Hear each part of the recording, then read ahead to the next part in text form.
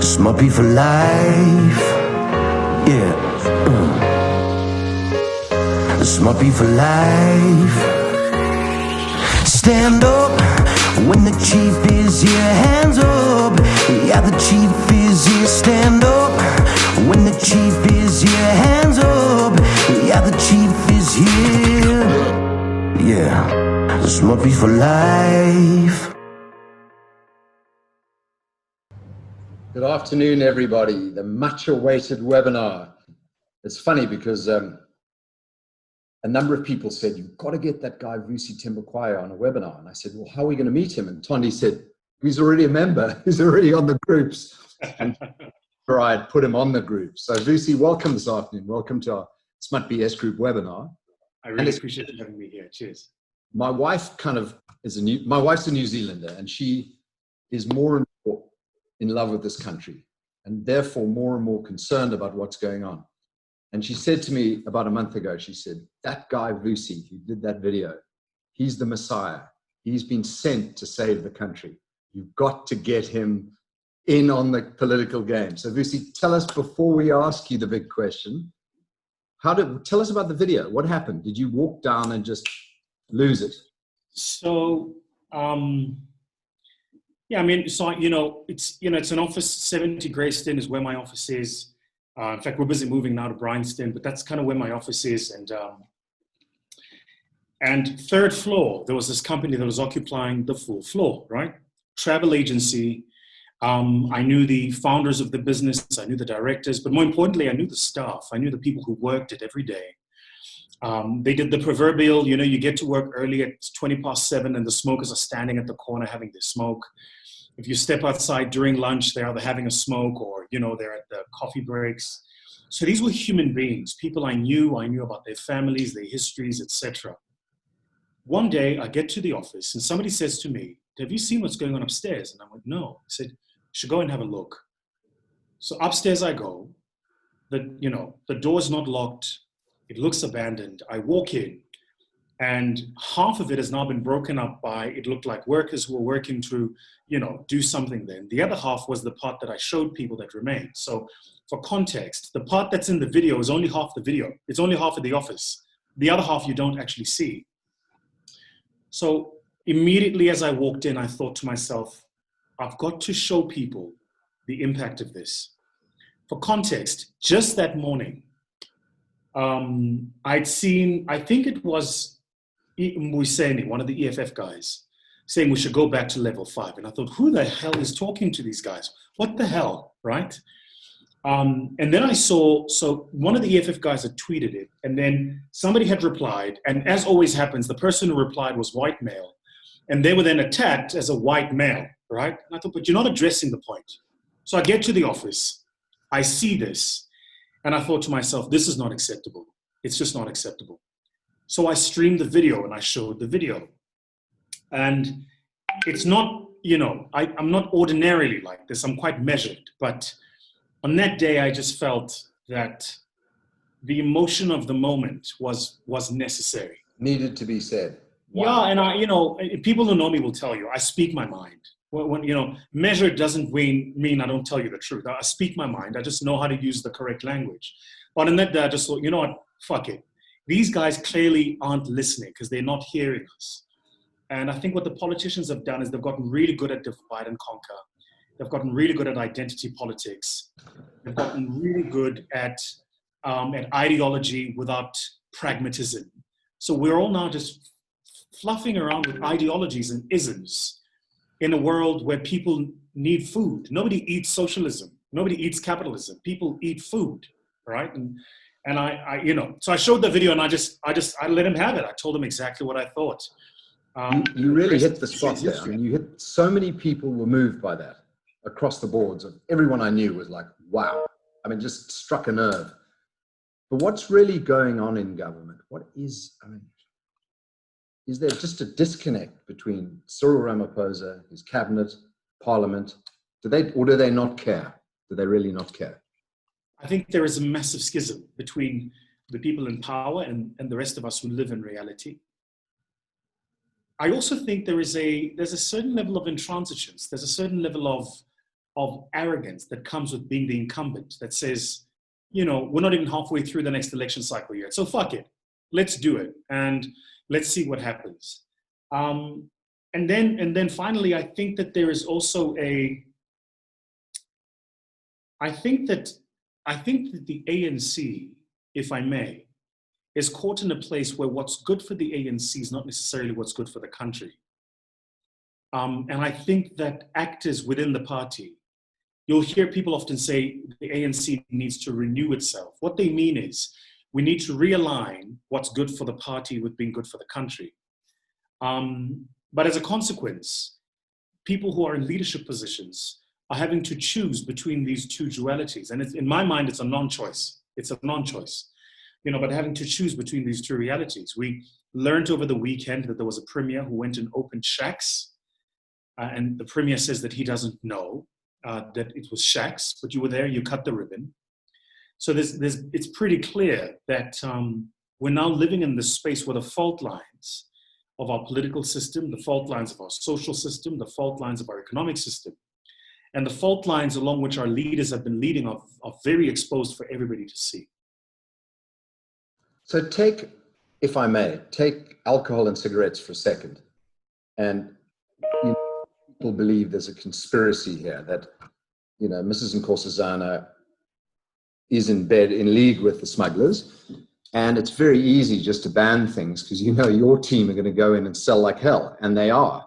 Everybody seems to be getting some form of booze, even if it's pineapple yeast or cigarettes. They seem to be everywhere. So the smugglers are making a fortune, and there's a suspicion, a conspiracy. Now, Peter Bruce, the journalist, says he doesn't believe in the conspiracy. But then why do they bother banning alcohol and tobacco if everyone can get them anyway?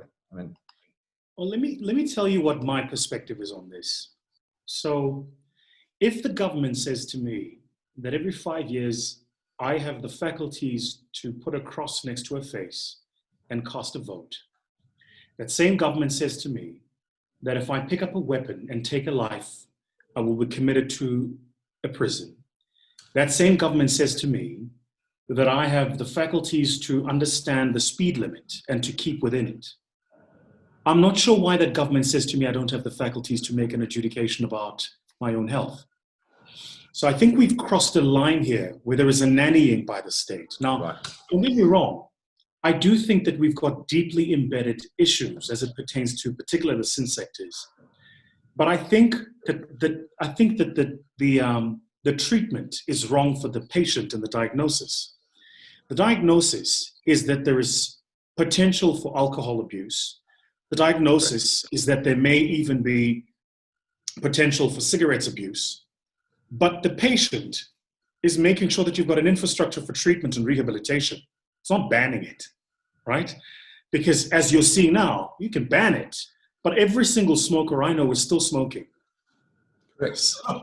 So you've achieved nothing in essence here, except the hyperinflation of prices, the proliferation of the underground, and destroying the tax base. But do they have that discussion at cabinet? Does someone, Mkhize, put his hand up and say, look, the intention was to save lives from tobacco and alcohol, but the smugglers has just piled in, it's not working, let's lift the ban? Or do they just not have that discussion? It's a good question. Yeah. It's a good question. I mean, the answer to which is it's anybody's guess. I think my understanding, Rob, is that, and this is what I'm led to believe by people closer to these things than I am, it's that there is an appreciation of the things you and I are talking about, but there is an overemphasis on a different set of data. So at the end of the day, that which you look for, you will find. And my understanding is that the data that is being overamplified here is data around the health crisis, it's data around the inefficiency and the lack of capacity within our health system. And all of those, by the way, this is exactly what I said in the video. That's not a COVID issue. That's a 1994 to 2020 issue.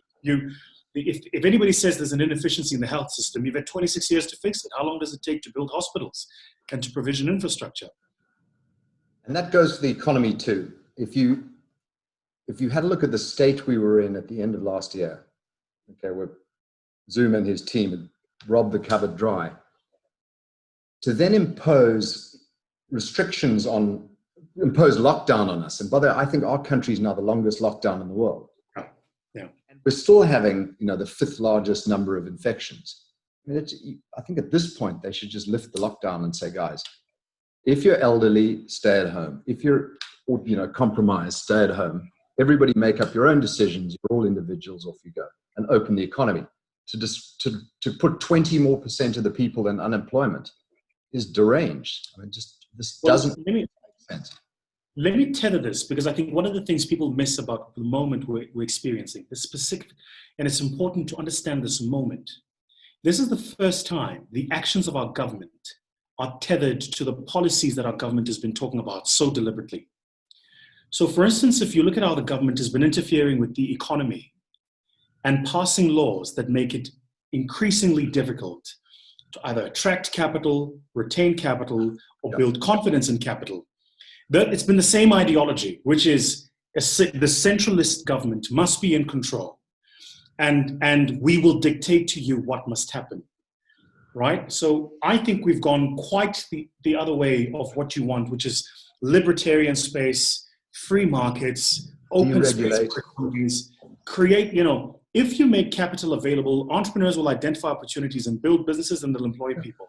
So the fact that you live in a South Africa where the government wants to be referee and player is exactly the manifestation of this moment. So this moment is, for those who are paying attention, is just exactly the overemphasis now of what we've been talking about.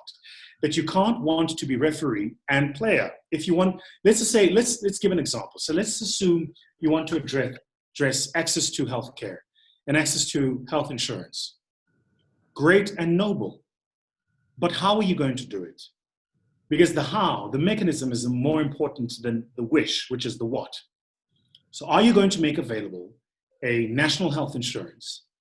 And by the way, people don't necessarily have a problem with a national health insurance. They have a problem with an incompetent state that has proven itself incompetent, saying it's going to administer health insurance. Running it, yeah. Exactly. So now you're going to administer a health insurance that's going to have, hundreds of billions of rands in it.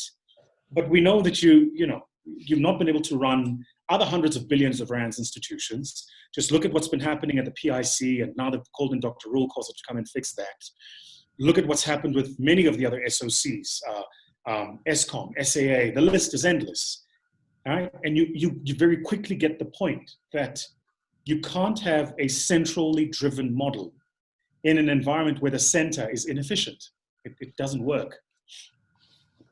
It's very worrying because the Rand weakened considerably today. I don't know if you saw in the last 2 hours. I missed the story that you were reading, but I picked up on the currency starting to collapse.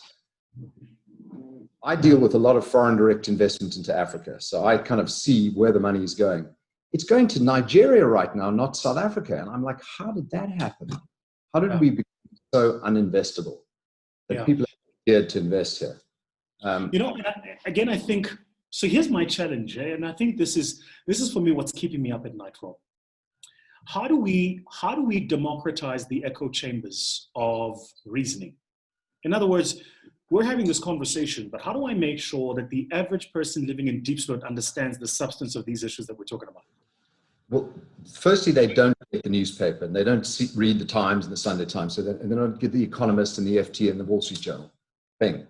So all the echo chamber that we're repeating, Daily Maverick or whatever. And I spoke about Nigeria. Nigeria is attracting a lot of manufacturing.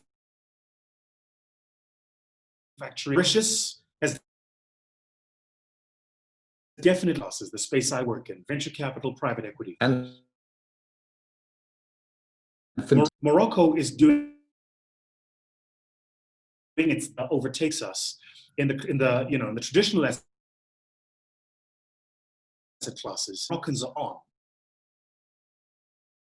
is they want to answer the continent. 5 years ago, if you're an international investor, bought MTN on the JSE, you had exposed. 5 years ago, if you're an international investor, you wanted to buy FMCG in the rest of the continent, you bought Tiger Brand. which is already, the point is, when you wanted a footing into the rest of the continent, you went via Johannesburg at the JSC in Sandton. That's not necessarily the case now. And what the Moroccans are saying is we want to make it easy for global capital to domicile here. So they've removed exchange controls.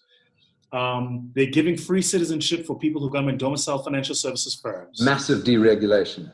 Massive deregulation, because they understand that if you give capital the confidence to come, knowing that it can withdraw when it needs to, the capital will flight to you, right? So I think those are the things that the challenge is, how do we help the rest of our citizenry understand that messaging?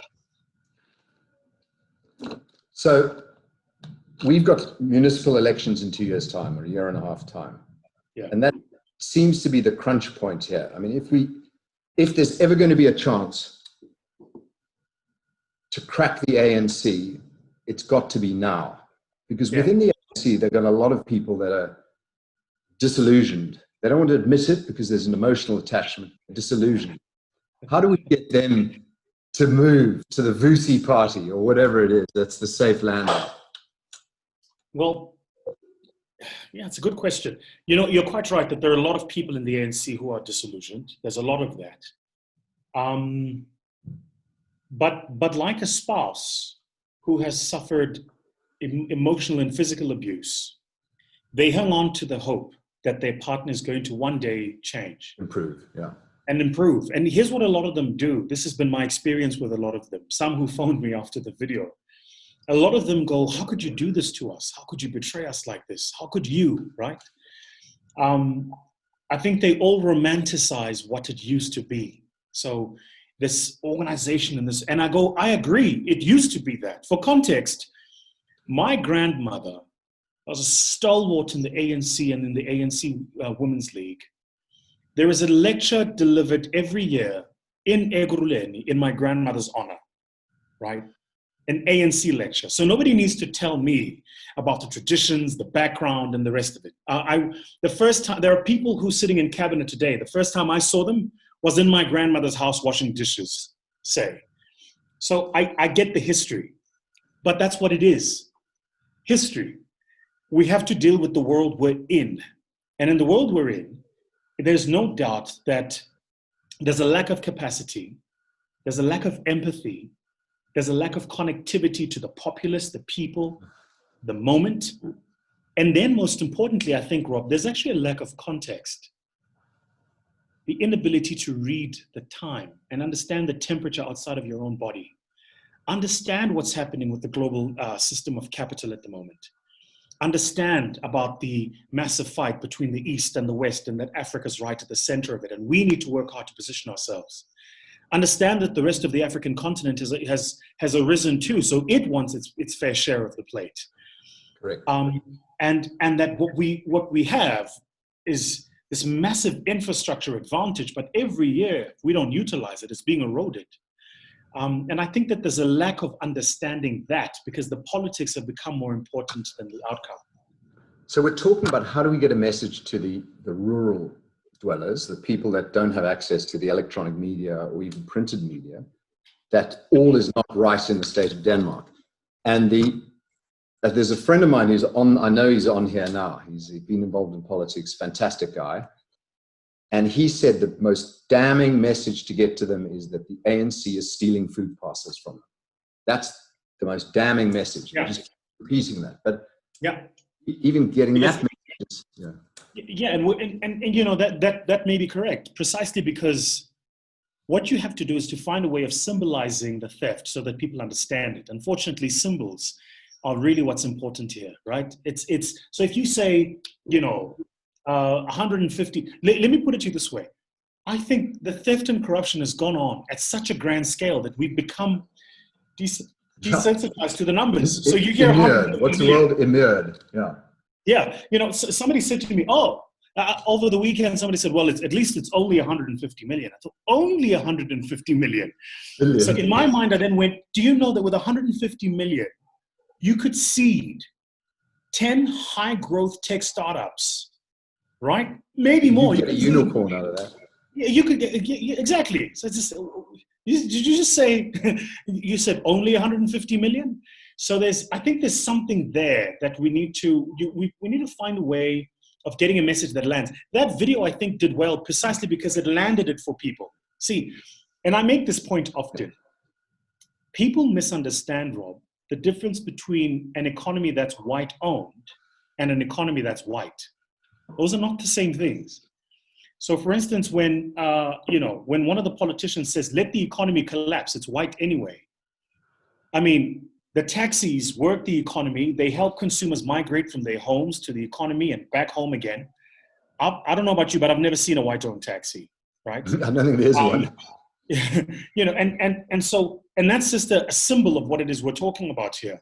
So there's this idea that you need to collapse the system rather than correct it.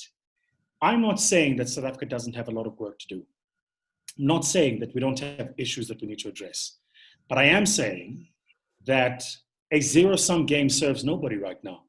So this idea that you need to collapse everything only suits one particular political party, because that's the message that they're trying to advance. For the rest of us, sound, moral citizens who are trying to build a business, I mean, we're trying to build businesses, send kids to school.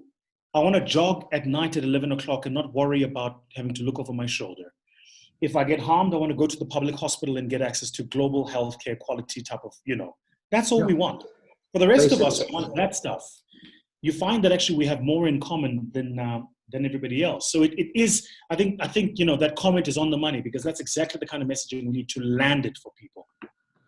Do you know an interesting thing? When we look at Zimbabwe, and over the course of Mugabe and Mnangagwa is the destruction of the economy, and there doesn't seem to be any reaction. It's just carried on, sliding down. And if you extrapolate that to South Africa, divide and rule, which you said disunited. We're disunited, the opposition. We are heading in that trajectory. I say to my friends, we've become another Argentina, but we're heading on our way to become Venezuela, Zimbabwe. And when will the message get through? And guest 88 in the chat bot, I know who that is. It's Yao Pepra. He's a great friend of mine. He and I go back and forth at each other all the time. And he just says, how do we inform the masses? Because your videos caught a nerve, but how far did it go? And can we get the message out? Or is it impossible? Or do we just end up as Zimbabwe? So yesterday I took my kids to visit my mom because they're on school break. And my mom still lives in a township. I've got to tell you a funny story about my mom. When the good Lord started blessing me, I bought my mom what I thought was a fairly nice townhouse. And I didn't tell her. And then I brought it to the house. She said, "Oh, this is lovely. Whose is it?" I said, "It's yours." She said, "Nah, not interested." And it took me a while to understand it. But where my mom lives, she's lived there in the same township since she was born in 1955, in the home that we grew up in since 1977. At 22 years old with my dad, they built the home. So she's seen it morph and change. Yesterday, I went to drop off my kids, and the grandfather from next door, who I think is probably 89 or thereabout, was standing right outside, and he saw me, and he came to me, and we were chatting with the elbow bump and the rest of it. And he said to me, he said, "I saw your video," he said. Then he says, "But man, you're going to get yourself in trouble. They're going to come after you now." I said, "Well, let him try." But so the point is, I think that video did go fairly far. I think it reached a lot of people. Unfortunately, we have been put in a corner where we do have to play the identity politics. So what the person looks like is as important as what that person has to say. And if you don't get the identity right, then you don't even get the audience for people to hear what you have to say. So the packaging in this instance is as important as the package. But what we then have to do is to make sure that the package is so strong, so solid, ideologically sound, with a track record, politically motivated to make the necessary changes. Those are the things we have to do. Absent of doing that, I think what we're going to do is we're going to see schisms, and we're going to keep chipping away at this thing, but we're not going to make a real impact. That's the problem. How do we really make a dent? Because your video, Vusi Maimani's activity at a movement level, Herman Mashaba launching a new party, etc., etc., etc., disunited. And the ANC must be, even the ANC, which is under threat right now, pressure internal, they're not feeling threatened at all. Yeah. So And when does the crunch come? it's interesting that you say that. So I think,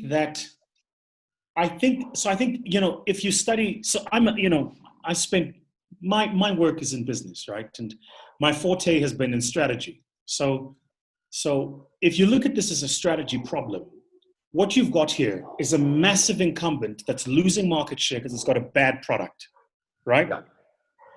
And you then have one or two competitors who are challenging that incumbent, and they have their own fair share of challenges. But they are both on either the left or the right. And where the one has the identity, it has a set of ideology that is so dangerous. I said this to a friend of mine who belongs to the EFF. I said, you guys are like a badly trained doctor.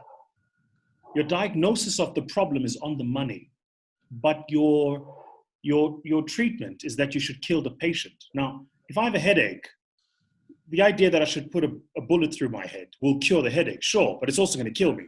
So, I agree that there are definitely issues around inequality, lack of access. I agree. I definitely don't agree with your treatment. We need to find a better treatment to this.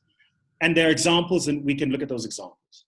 So I think there has to be a consolidation of all of those forces, pragmatic voices, well-meaning South Africans who want to see the country succeed, who are not about the me, but who are about what is in the best interest of everybody. One of the things I've seen, and I saw today again, Vusi for president was trending, but one of the things I've seen, It's got a ring to it. Yeah, has been people for the first time going, yeah, I'm a black guy and I could rally behind this. Yeah, and I'm a white guy and I could rally behind this. And because it's going, actually the problem isn't that Rob is white. It's not even that Vusi's black. It's that politicians are politicians. So, and they've fooled all of us into thinking that we don't have to be politicians, right? As a dear friend of mine said the other day, he said, politics is too important to be left to politicians. So it's exactly. How do we find a way of getting involved, and getting engaged, and becoming a force for good that's meaningful is I suppose, the challenge. So how? So you're a businessman, I'm a businessman, we love business. The last thing I want to do is get sucked into politics.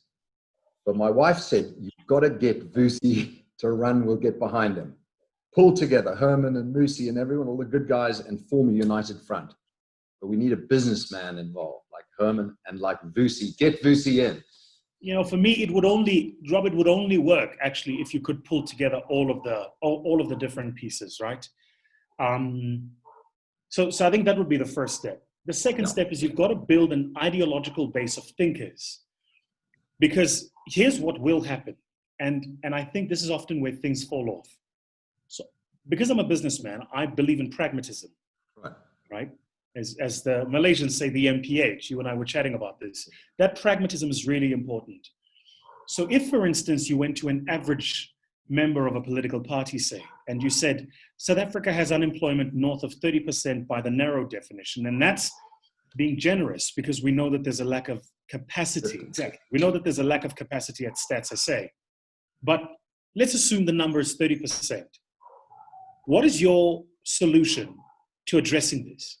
Yeah. A politician will say that I am a Stalinist, Leninist. The answer is redistribution. Yeah.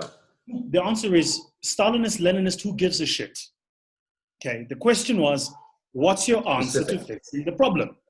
The answer is this: liberalize the markets, open up the economy, create space for capital to move in, strengthen the institutions, punish the corrupt, set the example. This is the actual practical answer. But you won't get that practical answer from a politician because that's not how they're wired.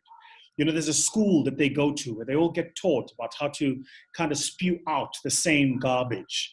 And what they become really good at is making the garbage a lingua franca. So you'll now find a person saying expropriation, not understanding what that actually means. Now, I don't mind if you have a thought around expropriation, but I do mind if you don't understand the substance of what Section 25 of the Constitution says and what expropriation means. And more importantly, what the erosion and removal of property values does to the base of an economy. The base of a balance sheet in a business is PPE, property, plant, and equipment. So what do you think happens the minute you remove property there? It takes away the very basis of how you build an NAV in a business, right? So I think those are the things we need to find a way of democratizing. Just a last thought for you, Rob. I don't know if it was done deliberately, but I think that the miseducation of the South African has been one of the greatest tools used by politicians. And you used Zimbabwe. I think if we go down the Zimbabwe route, it'll be far worse, because at least Zimbabweans had a phenomenal quality of education. Literacy rate the highest in Africa. Yeah. Exactly. They could read and discern for themselves what was going on. Here, you have people who have shacks being given to them and they don't know to say, I'm not accepting this, I'm not living in this. This is not constitutional. You know, it's an extraordinary thing about, if you look at the SOEs under Zuma, all you need to do is put someone that is inept or bribable, but doesn't smart at all, as the head of an SOE. So Dudu Mayeno, whatever her name is, who's head of the SAA. I mean, what a disaster. You know, all it is if you break democracy, you can steal, bluntly. You know, if you break ESCOM, that you're forced to import diesel. Whoever's got the diesel contract makes a fortune. You know, the way I think of it right now, I feel like this is a joke and we are the punchline. Yeah. So this is what I feel like. You know, every day you wake up and you read something, you go, wait, this is a joke. This is surely not happening. Can't be happening. Yeah. It can't be happening. So, but as long as there is a lack of consequence, there's going to be theft and impunity. What we've got to get right is consequence, right? If you steal, if you're corrupt, there's got to be fast, swift, deliberate action, not this at the top meandering that we've seen with R1 billion now going towards a commission, and we're still listening to people tell stories. So President Ramaphosa, the great hope for South Africa, who squeaked in at the last minute, we've all heard the story. There seems to be no attack on anyone at a high level on corruption. Okay, there are going to be low-level people being attacked, but no high-level people. Have they got him like this? Has he got no constituency and he's bound by the wrists? Is what it seems like. He's just doing nothing. He's trapped by something. Let me answer your question this way. If I were, and I'm not, and you know, I completely empathize that he's in quite an invidious position. But if I were the president, I would have approached this as what I think will actually be. I would have approached this as if I'm going to be a one-term president. What I would have done is I would have written a list of the top 10 most important things that need to be done to rebuild confidence, right? Because as you know, the single most important input in an economy is not monetary supply, it's not policy certainty, it's sentiment. If you remove sentiment, psychology, that's the economy. Exactly. So I would have gone, what are the top 10 things I need to do to rebuild confidence in the economy, institutions, and the rule of law? That's the first thing I would have done. First thought. And the second thought I would have been, and what are the examples I need to make to set the scene for what this movie is going to look like, right? Because every time you're watching a movie, that opening scene is critical. It lets you know location, characters, plot, and when you come in as a leader, I've done several turnarounds because I work in private equity, as I'm sure have you. You know that first 3 months, 90 days is critical. That's when you set the tone. So if you keep the non-performers, or you don't fire people, or you continue corrupt relationships with suppliers, then you set the tone and people go, well, it's fine, it'll be okay. I would have done those things, and I would have thought to myself, I'm worth 3 billion rand anyway. The worst they can do is fire me. Worst they can do is recall me. Right? Because the party would not have been in a position to recall him. It would have looked absolutely bad for the party. And he would have had the latitude. I think now it's gone too far. He can't do it now. Because I'm not sure that internally... He missed his window. Yeah, and most importantly, I think for business, he really has missed that opportunity. He might politically still have it, but I think for business, it's a difficult time. So there were a lot of people before the election. The Jabu Mabuza of ESCOM, who's a friend of mine, I know him very well, Mossen Goshang, Kossoff, Adrian Gore, and I'm naming them, who I call the Cyril apologists. They were the ones like, if you back Cyril, he's the man. I mean, where do they stand now? They must be embarrassed by their support for him, and he's done nothing. And I've named 4 of them, you know? So I don't know if he's done nothing. I think it depends on what it is that they had as a mandate for him, you know? So if I suppose you had a mandate for him, and in what he's done, he's executed that mandate, then from where you're sitting, it's a narrow position, but then you're okay. You know, somebody like Stephen Kossoff strikes me as a strategic thinker. You don't build a business like Investec. And I have to say that because he's my alma mater, right? So he went to the same high school I went to. So go Benoni. You know, so I was going to ask you. You went to Benoni High, did you? Yeah. In fact, the year I was in my matric, Stephen Kossoff came to speak at our awards function. So yeah, but you know, I think that's exactly the point, that I'm not sure what it is that was their mandate. And frankly, I'm not sure that it matters anymore. I think it doesn't anymore. Doesn't. Now the real question is, what is the mandate South Africans have for their leaders? What are they looking for? And I think what South Africans are looking for is basic and simple.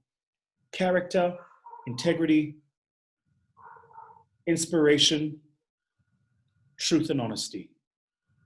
So if you were made president today, what would you do this week? What would your...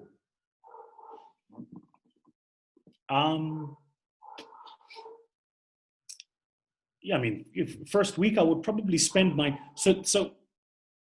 Well, there are 3 things I think of. Other than making me Minister of Fun.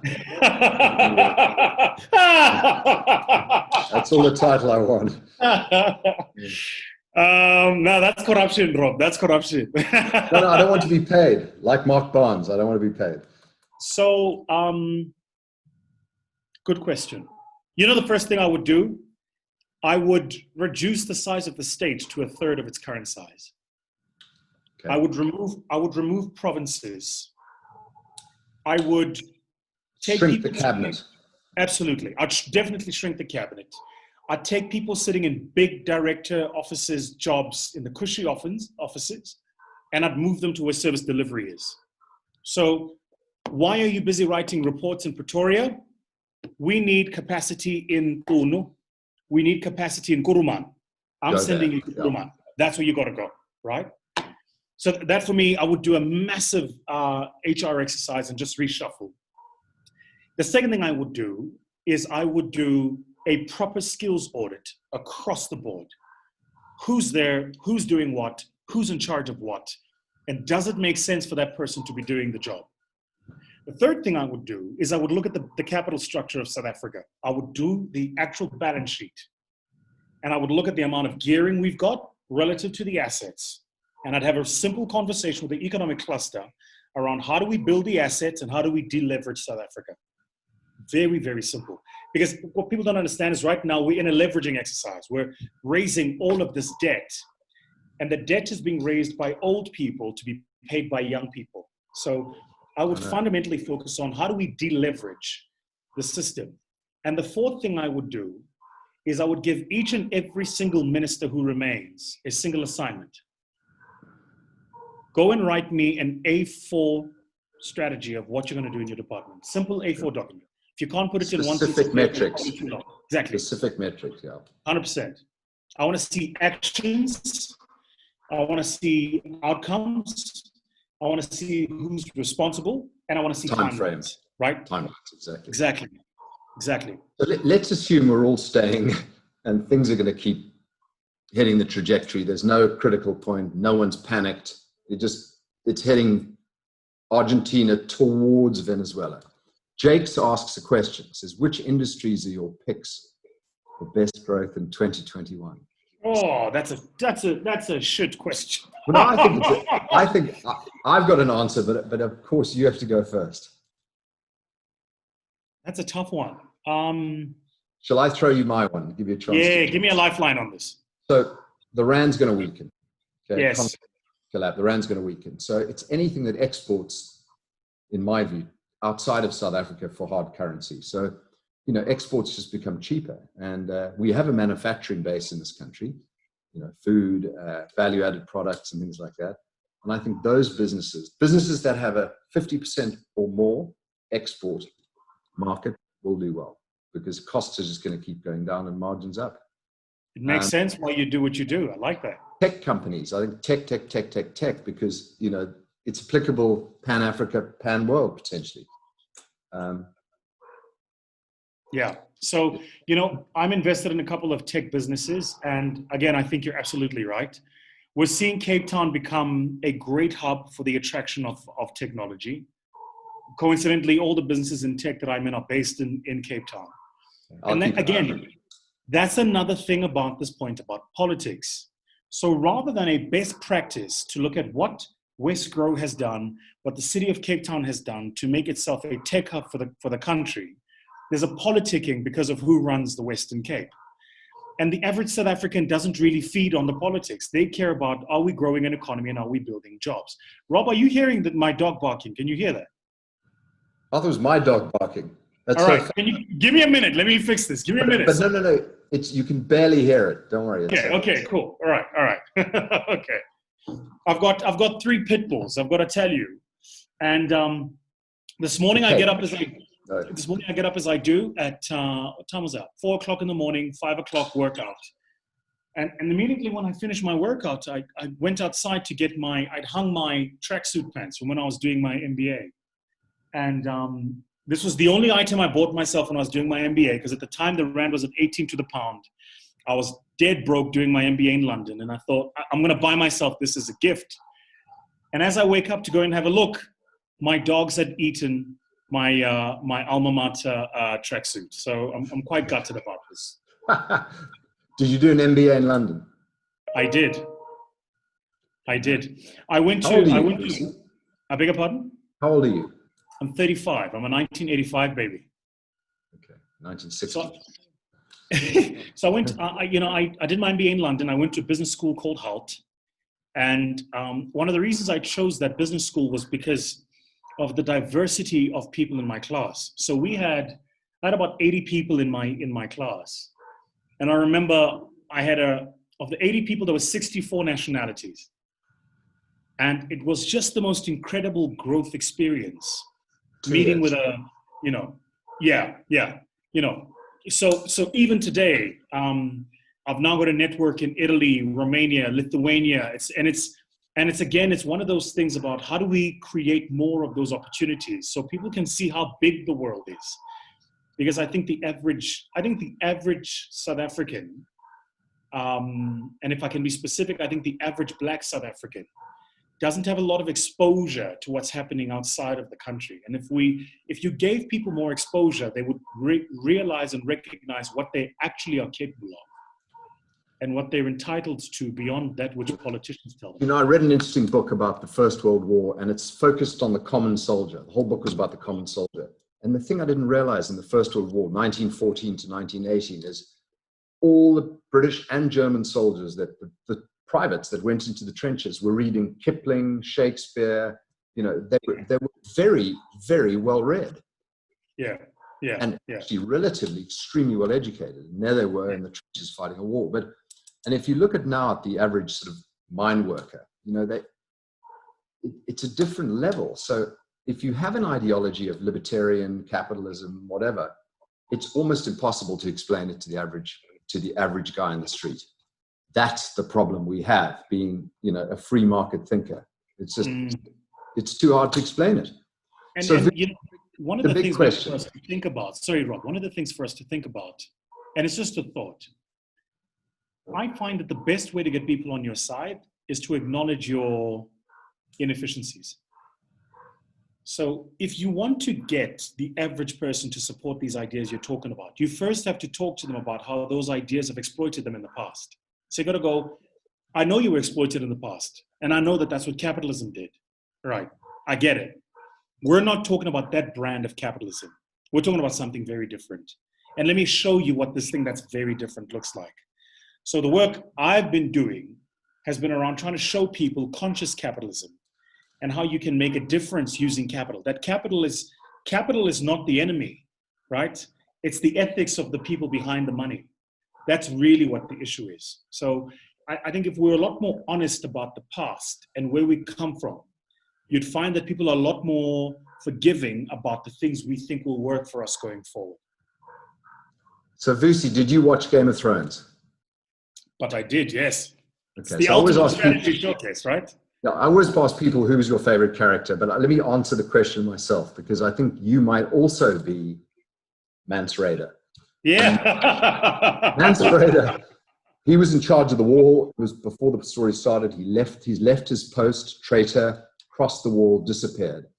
But basically what he was doing was building an army, uniting the giants and the wildlings, and you know, the guy with the red beard, all those people on the other side of the wall. And across the wall were the White Walkers, the dangerous guys. Think ANC.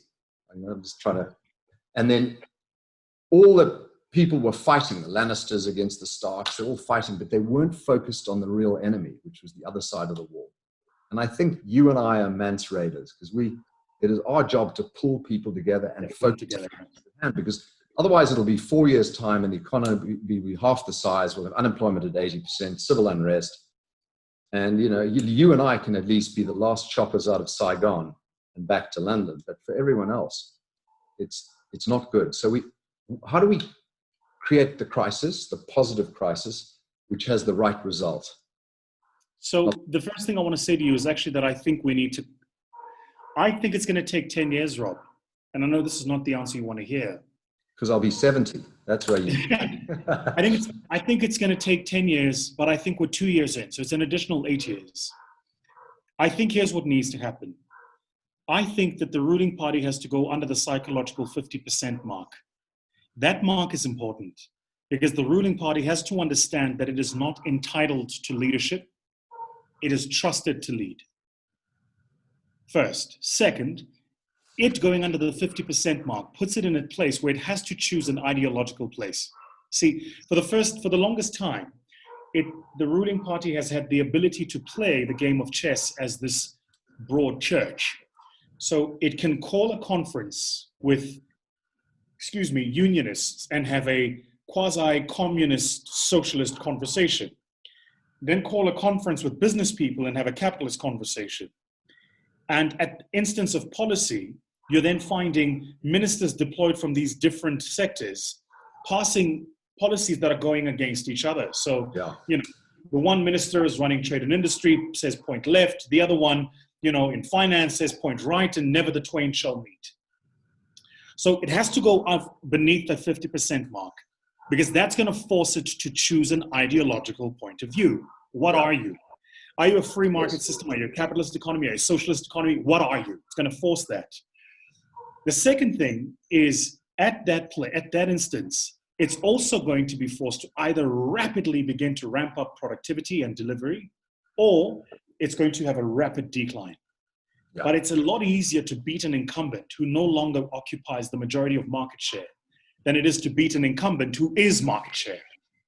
So true. And when can that happen? Can that happen in the locals, or do we have to wait for the nationals? I think you've got to wait for the nationals. I think you'll get a sense of it in the locals. But South Africans, if our past history is anything to go by, we don't have a particularly good turnout at the locals. So I think you've got to wait for the nationals. That's the big spectacle. And by the way, we're not far off. If you remember what happened in the last election, they already saw. So I don't think we're far off. And I think that the narrative is becoming more and more embedded. So it will, I don't think that we're that far off. So I can hear the mood of everyone listening to this going, Vusi, you've got to save us. You've got to stand up. But I'm not going to ask you that question. And I know you're on 702 tonight, and a lot of us are going to listen to you on that. So that's very exciting. But as we wrap up, I'd love to do you have a mantra that your grandmother or mother or family gave you? Something that you love to say and stick by? I mean, I've got a wonderful Irish friend who's got so many of them that I could give you a lot of lovely ones, but I'll give you a new one. He says, happiness is three things: something to do, something to love, something to look forward to. And you have to have all three. And sometimes if somebody is very old, they've lost something to do, they've lost something or someone to love, and they don't really have anything to look forward to, and then it's over. So the happiness is all three of those things. So I think it's rather lovely. But do you have a saying or a mantra or a poem or a... Yeah. I mean, I've got a couple, but I'll tell you that. So my grandmother always used to say, everybody you admire and every person you look up to is no more competent and no more talented than you. And then she would say to me, the only distance between you and that person is time and application. Apply yourself and give yourself time. So I really live by that. I love the idea of being a perpetual white belt and constantly learning, constantly growing. I'm very teachable. So even if you think about the conversations we've had, every time I get on the phone with you, I'm asking, I'm not instructing. Yeah. It's very important to me to always be a student, you know. And I look at something like this idea now that's being banded about a universal basic minimum income. That's a shit show. That's an absolute shit show. I'm not sure, you know, in a state that can't pay its debts, how are you going to pay, you know, a universal basic income? But again, you've got to let these things be tested. The populists have got to experience them, and then they'll make the decision for themselves. So I think let's go through one more election cycle, and you're going to see, I think it will definitely drop beneath that 50% mark. That's an important psychological mark. And then the messaging and the narrative is going to change. And I think that's going to be the perfect time for new players to come up with new value propositions. Well, Vusi, I must say, you've got a real electricity about you. There is something, and I hope this webinar, which is being recorded, is going to be something that I'll look back on and say, that was the moment. We saw it. You're a real star. So it's such a great pleasure to know you and become friends. I can't wait to meet you in person. Absolutely. Fan club. So do that thing. We're all behind you. What a great Good man. Thank you, Rob. I appreciate it. See you soon. Cheers. Sayonara. Bye-bye.